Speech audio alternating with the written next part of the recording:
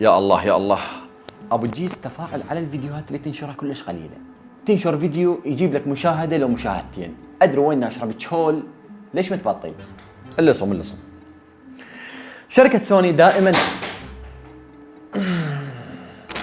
دائما تثبت انه هي الاقوى بكاميرات الميرورلس. اطلقت قبل فتره كاميرا جديده غيرت مفهوم التصوير، وهذا مو شيء جديد على هذه الشركه. هاي كاميرا اسمها سوني A9 III. بس المفاجاه، ايش قد تتوقع سعرها؟ راح نذكر سعرها باخر الفيديو، بس توقع سعر واكتب لي بالتعليقات وشوف بالاخير السعر مطابق ويا اللي توقعته لو لا.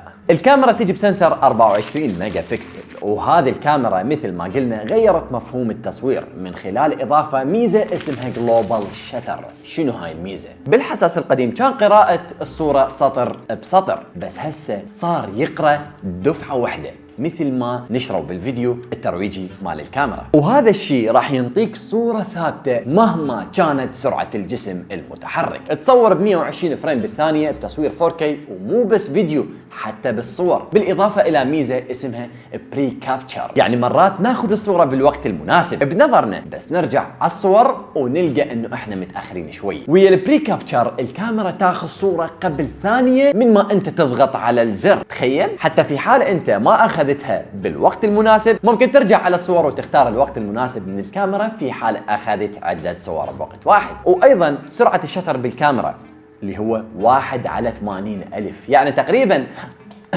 10 أضعاف الكاميرات الموجودة حاليا بكل نسخ السوني، بحيث تقدر تصور أسرع كائن على وجه الأرض بكل سهولة. سعر هاي الكاميرا تقريبا $6000. راح تشتريها؟ قبل لا تنهي عندي منتج أريد أصوره، هي كبسة دقمة، ما تتأخر، صور لي بلاش.